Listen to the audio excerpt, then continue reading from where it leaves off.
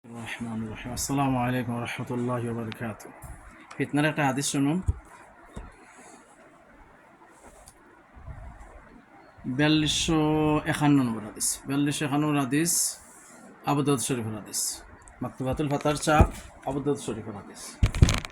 হাদিসটি হচ্ছে হাদাসানা আহমদ ইবনে সালেহ আন আমবাসাতা আন Yunus anise Zuhri ক্বালা ওয়া সালাহুন কারীবুন মিন খায়বার। حدثنا سليمان بن حرب ومحمد بن عيسى قال حدثنا حماد بن زيد عن أيوب عن أبي قلابة عن أبي أسماء عن ثوبان رضي الله تعالى عنه قال قال رسول الله صلى الله تعالى عليه وآله وأصحابه وسلم إن الله تعالى زوالي الأرض أو قال إن ربي زوالي الأرض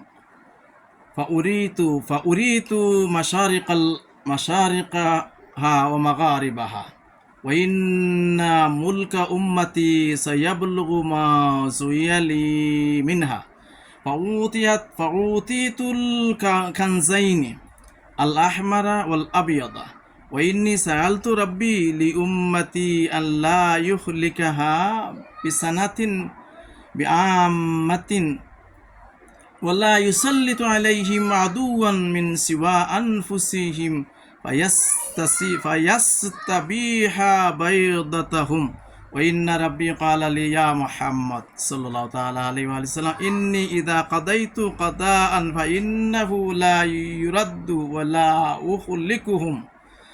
ولا أهلكهم بسنة بعامة ولا أسلط عليهم عدوا من سوى أنفسهم فيستبيح بيضتهم ولو اجتمع عليهم من بين أقطارها أو قال بأقطارها حتى يكون بعضهم يهلك بعضا ويكون بعضهم يسبي بعضا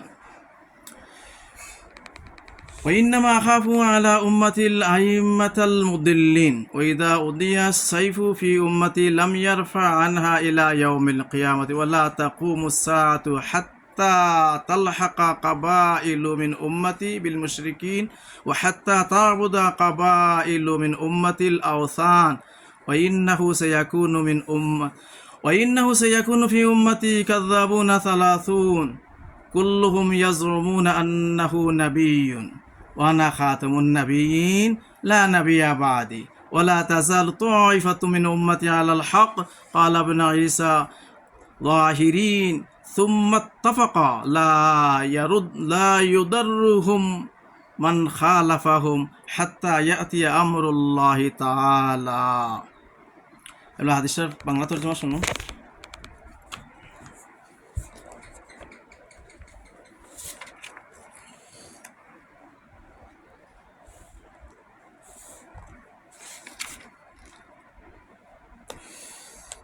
সুলাইমান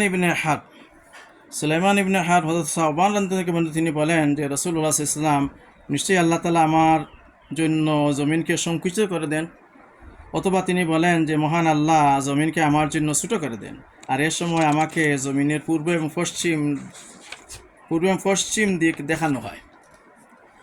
আমার উম্মতের হুকুমত অবশ্যই সে পর্যন্ত পৌঁছবে যা আমাকে দেখানো হয়েছে, আর আমাকে দুটি দনভাণ্ডার দেওয়া হয়েছে, লাল এবং সাদা, অর্থাৎ সোনা ও রূপা। আমি আমার মহান রবের নিকট এরূপ দোয়া করি, তিনি যেন আমার উম্মতকে একসাথে ধ্বংস না করেন এবং তাদের উপর এমন কোনো শত্রুকে বিজয়ী না করেন যে তাদের সমূলে ধ্বংস করবে।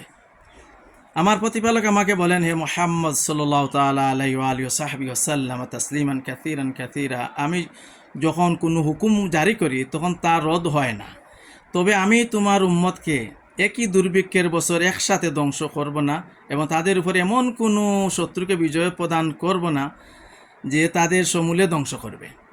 তবে তোমার উম্মতের মধ্যে এমন লোক সৃষ্টি হবে যারা একে অন্যকে ধ্বংস এবং বন্দী করবে। তিনি রাসূল করিম সাল্লাল্লাহু আলাইহি ওয়াসাল্লাম আরও বলেন, আমার উম্মতের মধ্যকার গুমরাহকারী নেতাদের ব্যাপারে খুবই ভীত সন্ত্রস্ত। যখন আমার উম্মতের লোকেরা পরস্পর যুদ্ধ বিগ্রহে লিপ্ত হবে তখন তা কিয়ামত পর্যন্ত নিরস্ত হবে না। আর কিয়ামতের ততক্ষণ পর্যন্ত অনুষ্ঠিত হবে না যতক্ষণ না আমার উম্মতের সমস্ত গোত্র মুশরিকদের সাথে মিলে যাবে এবং মূর্তি পূজায় লিপ্ত হবে না। কিয়ামতের আগে ইমানদারি একজনও থাকবে না, সব মারা যাবে, এরপরে সারা মুশরিক হয়ে যাবে, বেদিনদের উপর কিয়ামত ঘোষিত হবে। রাসূল করিম সাল্লাল্লাহু তাআলা আলাইহি ওয়া আলিহি ওয়াসাল্লাম বলেন, আমার উম্মতের মধ্যে 30 জন বন্ড নবীর আবির্ভাব ঘটবে। তাদের প্রত্যেক নিজেকে নবী হিসাবে দাবি করবে, অথচ আমি শেষ নবী, আমার পরে আর কোনো নবীর আবির্ভাব ঘটবে না।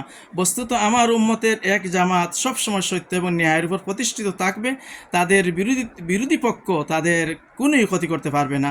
এ অবস্থায় মহান আল্লাহর নির্দেশ অর্থাৎ কিয়ামত এসে যাবে। সাল্লাল্লাহু আলা সাইয়্যিদিনা মাওলানা মুহাম্মদ ওয়া আলা আলিহি ওয়া আসহাবিহি ওয়াসাল্লাম। আরেকটা হাদিস সাল্লাল্লাহু আলা সাইয়্যিদিনা মাওলানা মুহাম্মদ ওয়া আলা আলিহি ওয়া আসহাবিহি ওয়াসাল্লাম। আসসালামু আলাইকা আইয়ুহান নবী ওয়া রাহমাতুল্লাহি ওয়া বারাকাতুহু। আসসালামু আলাইকা আইয়ুহান নবী ওয়া রাহমাতুল্লাহি ওয়া বারাকাতুহু। আসসালামু আলাইকা আইয়ুহান নবী ওয়া রাহমাতুল্লাহি ওয়া বারাকাতুহু। আসসালামু আলাইনা ওয়া আলা ইবাদিল্লাহিস সালিহিন। আসসালামু আলাইনা ওয়া আলা ইবাদিল্লাহিস সালিহিন। আল্লাহুম্মা সাল্লি আলা সাইয়্যিদিনা মুহাম্মদ ওয়া আলা আলি সাইয়্যিদিনা মুহাম্মদ। আল্লাহুম্মা সাল্লি আলা মুহাম্মদ ওয়া আলা আলি মুহাম্মদ। আসসালামু আলাইকুম রহমতুল্লাহি ওয়া বারাকাতুহু। হাদিসটি ভালো লাগলে অন্যদের শোনার সুযোগ করে দেবেন আর কি। ওয়া সাল্লাল্লাহু তাআলা আলা খাইরি খালকি মুহাম্মদ ওয়া আলিহি ওয়া আসহাবিহি ওয়া বারাকা সাল্লামা তাসলিমান কাসীরা। সম্মানিত ভিউয়ার্স, আসসালামু আলাইকুম রহমতুল্লাহি ওয়া বারাকাতুহু।